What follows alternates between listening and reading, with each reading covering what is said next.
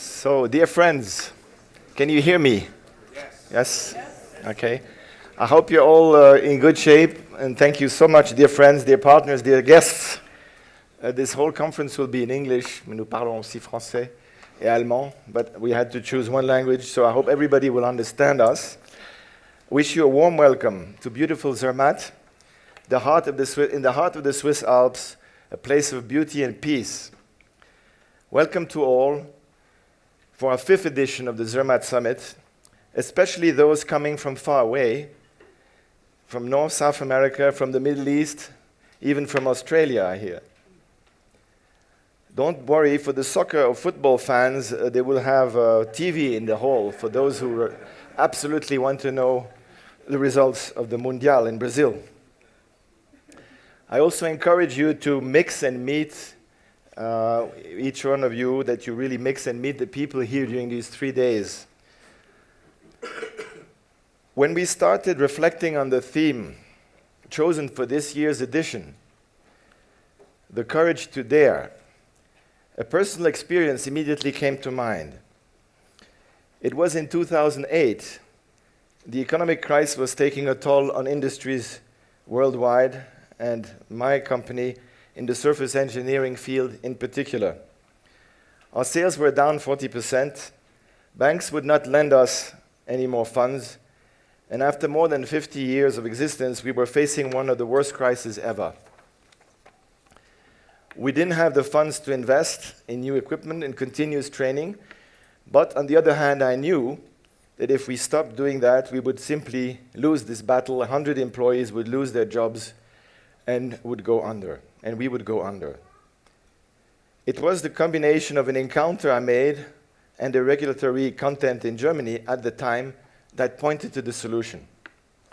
I called a meeting of the company's management and explained the situation. To save our company, I suggested a voluntary salary reduction for all employees until we were able to pay it back. In return, we promised to maintain all jobs except a few early retirements. The executives quickly agreed, showing leadership and exemplarity. All employees followed that lead. There is no question that the quality of the managers, combined with the help we got from the government, a program called Kurzarbeit, helping us pay some of these salaries through government aid, was important. However, I think what really made this mechanism work, and moreover made us get stronger and better, was that everyone demonstrated courage and trust. By making that decision, people working for TLS had set aside fear and personal interest, confident that better times would come, and that with their actions, a solution to the problem could be found. Moreover, by demonstrating this confidence, the employees were shaping the culture of a company, a great place to work, while enabling it to regain its strength. Eventually, sales did pick up the next year, and we could save €1 million thanks to this measure.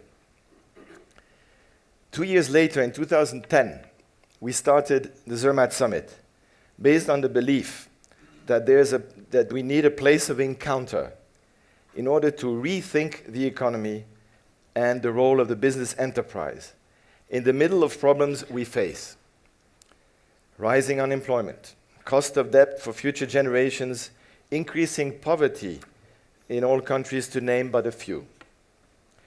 We share the belief that putting the person at the center of our globalized world can prevent the implosion of our neo-capitalism economic system, focused on short-term profit and finances, and in many times disconnected from the production of goods and services. But this belief can only become a reality if there are courageous leaders who are willing to swim against the tide, to establish a world where the human person is not an object of consumption, but the subject of creativity and of life. The theme of courage was chosen because courage is essential to transform ideas into reality, inspirations into actions. Courage belongs to the cardinal virtues the conformity of one's life and conduct to moral and ethical principles, which are not only Christian values as they go back to Plato. Today, prudence, temperance, and justice, the first three virtues with courage being the fourth, can, in a renewed manner, be a guide for business leaders. It is only by practicing these virtues of courage that we can impulse the changes in our world and be, as our friends from Ashoka say, change makers. There are many instances when courage is needed in business. The courage of entrepreneurship, which is a mixture of innovation and creativity. The courage of temperance, despite the pressures of some shareholders focusing on short-term profitability.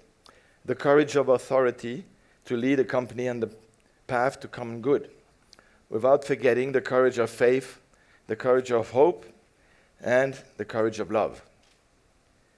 These instances show that the way to long-term value creation in a society too often paralyzed by fears, and that often bring technical solutions without the moral fortitude to implement them.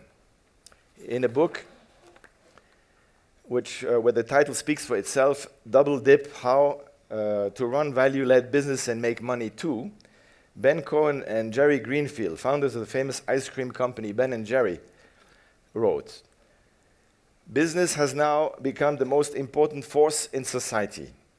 We cannot solve social problems as long as business does not accept to play a leadership role in this area.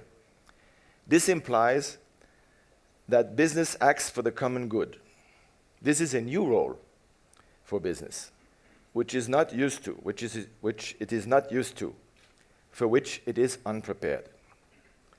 And this is why we are gathered here, that to be prepared, to explore ways in which courage can be used as a force to build a better world. With this fifth edition, the Zermatt Summit is proud and honored to have engaged over 1,000 leaders in the last 5 years. However, the success of the Zermatt Summit is ultimately determined by minds and hearts, how minds and hearts are impacted. It is measured by the actions that are taken as a result of encounters, sharing, inspirations at the summit. So we hope these 3 days is only a start. Our vision is to contribute to transform capitalism towards long-term challenges by establishing a positive economy. You will hear many examples of this positive economy during the summit, since we have a very high-level lineup of speakers and programs this year, which I'm sure will give us many opportunities to be inspired. But in order to scale up, we need a paradigm shift. This shift starts with the awareness, the willingness, and courage of personal transformation. As Mahatma Gandhi said, if we want to change the world, we need to start by changing ourselves. We have a big challenge ahead of us, and it may sometimes feel daunting to meet the demands of building the future in a new context of ever more complex society.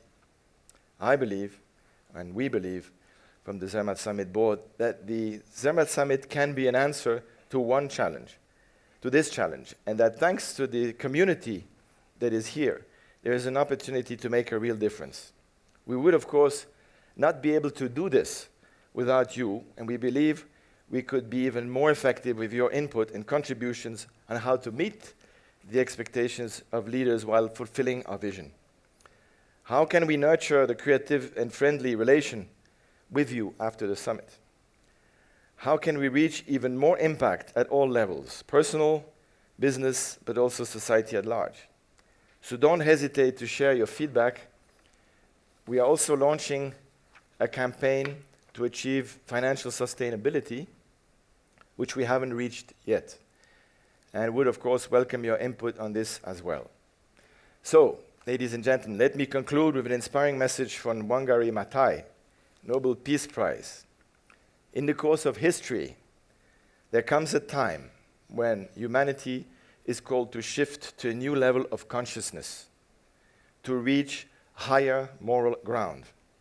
A time when we have the courage to shed our fears and give hope to each other.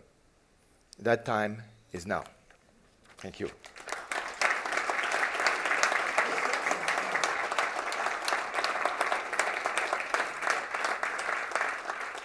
Thank you very much. I would like now to introduce a friend who was very kind to, who will speak now, Professor Nicolas Michel, who is professor at law at the University of Geneva, former Undersecretary for Legal Affairs at the UN, and of course, member of our board. He kindly accepted to replace the Secretary for Foreign Affairs, who unfortunately is not with us this morning because of some urgent discussions between Switzerland and Europe. And you know now things are getting very tense between Switzerland and Europe.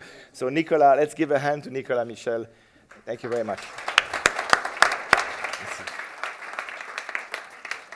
Thank you very much, Christopher. Dear friends, the topic that was assigned to Secretary of State Rossier is the courage to humanize globalization. So I thought it was a good topic, and I tried to bring my own on that issue. So, two elements here. Humanize globalization. What does that mean? And the courage to humanize. What is it that we want to have the courage to do? This introductory statement gives me an opportunity to restate some of the fundamental elements of the Zermatt Summit DNA. So, what does humanize globalization mean? I'll start with what it does not mean for us. It does not mean promoting and developing an ideology. Our approach is based on realism, not on ideology. Doesn't mean either adopting and promoting a model of an ideal society.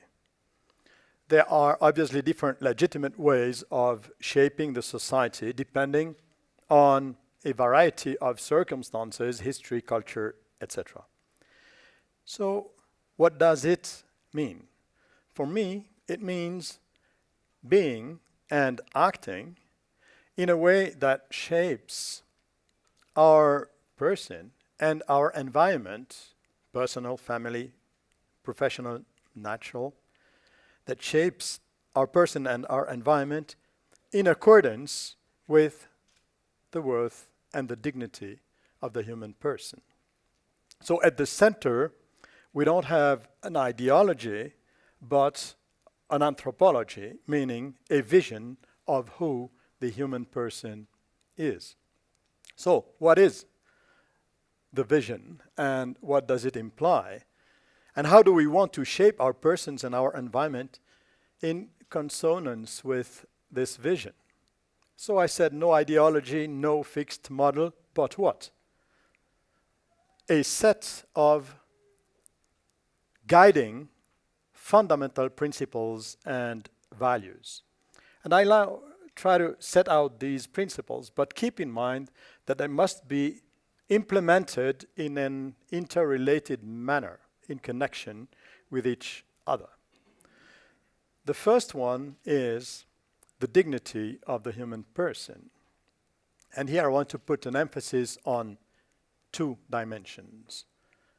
The first one relates to the source of this dignity. Since all of us come from different backgrounds, we may use different words to identify the source of the human dignity, and we may be willing to be more explicit or not. But I'm sure we want to resort to the highest possible source, or the deepest, if you want, possible source, in order to offer the very best values of our respective cultures. So for the sake of this brief introduction, I will refer to the source of the human dignity by referring to the spiritual dimension of the human person. Second aspect I want to put an emphasis on is the social nature of the human person. The human person is obviously an individual, a unique individual. Never ever in the history of humankind will there be somebody who is you, and you. However, by our own nature, human nature, we as human beings existentially depend on relations with others. So this natural social character of the human being has a number of concrete implications on our vision of human groups and communities, family, local community, societal groupings, corporations, etc. What is the raison d'être of these groups? How do we interact with each other? Who is responsible for what? What is the meaning and the role of solidarity? The second principle, fundamental, the common good. Those of you who have already participated in the Zermatt Summit are fully aware of the meaning and importance of the common good. And this year again, our program will offer us good opportunities to both refresh our memories and discover new facets of the implications of the common good. This afternoon, Professor Pierre-Yves Gomez will give a keynote presentation on the courage to act for the common good.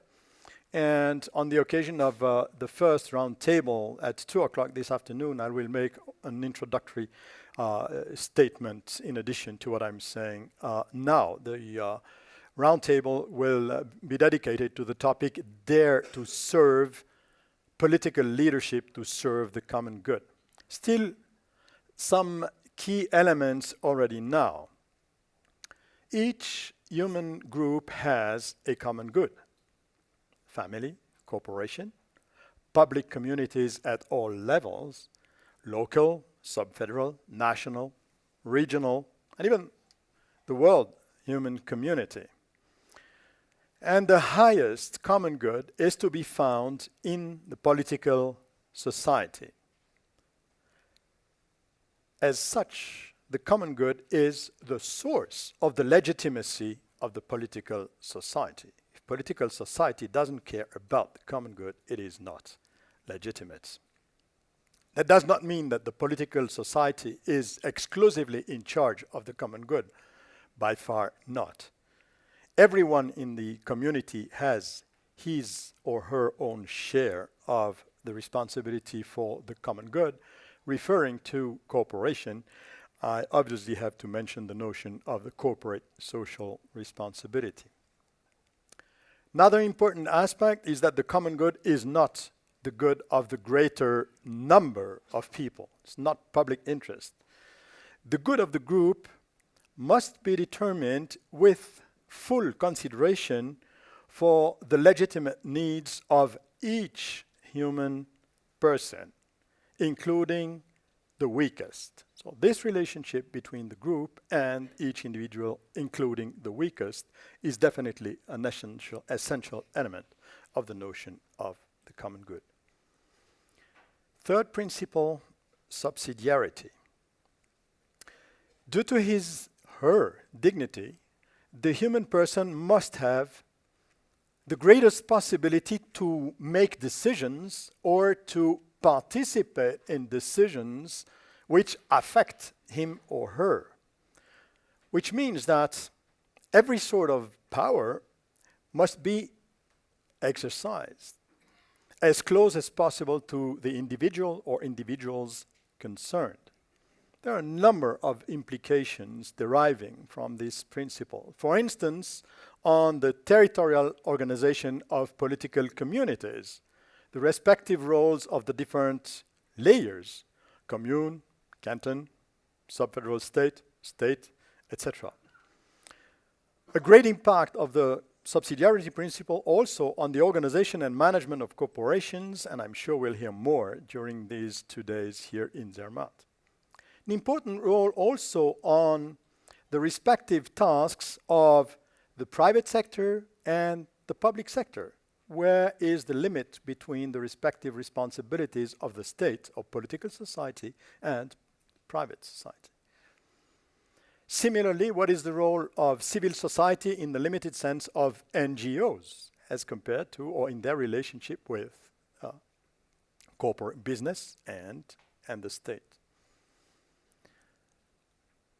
Fourth principle, a corollary to the principle of subsidiarity is the principle of participation, with its many implications, both in political societies, votes, representation, as well as in the private sector. Fifth, another corollary of the preceding principles is the principle of solidarity. If the central principle is human dignity, if the common good implies a dedicated care for the weakest, if we are all responsible for the common good, then we cannot ignore the call for solidarity. Sixth and last principle, the universal destination of goods. Let me immediately state what it does not mean. It does not mean that everyone is the owner of everything. It does not mean that private ownership has no legitimacy. No. So what does that mean? It means that goods have been created with the purpose of covering the needs of all the members of the human family. As a consequence, property rights must be recognized and exercised in a just and responsible manner. Private ownership must take into account human dignity, common good, solidarity. I referred to principles and values. The principles have to serve as guiding principles for our reflection, but in their implementation we need to be guided also by values. I'm sure that in your daily practice you've been confronted with the importance of these values. Let me give the example of the most fundamental values here, truth. Haven't you ever been challenged by the need to tell the truth? Or haven't you been put at risk by the way in which your partners relate to the truth? Truth. Freedom, well, of course, one of the most essential elements that needs to be taken account as a value. Justice also. I remember in my former function at the United Nations when I had to immediately take a position on a specific case at the table, be it with the Secretary General and other colleagues, and when I didn't have time to go back to my books and to check on very specific issues, I had the reflex of immediately thinking of the following questions. Is it true? Do I have all the facts? Have I heard all the various possible positions on all the relevant facts? And then, is it just? And these are very performing, very efficient criteria. There are others, of course, all the principles that I have indicated, but really when I had to focus on a very limited number of values, these were very helpful. Not always easy in terms of consequences. And let me add one supreme value. If you're ready to make a step further in the identification of relevant values, you might want, maybe in using your own terms, to add the supreme way of social and political charity. In other words, love. The path of love does not erase the requirements of justice, but it brings us further. I have to come to a conclusion, and how to conclude. What do we want to have the courage to do? To be coherent in our daily practice with a vision in which we believe. And how to be coherent in our desire to change for the better. And here I will restate what Christopher said just a few minutes ago. I think we're all invited to hear the call to start with ourselves, despite our weaknesses and fragilities. Changing hearts and minds, this is where we want to start. This is one of the key purposes of the Zermatt Summit. I wish you excellent opportunities these days in Zermatt to climb a few qualitative steps. Thank you.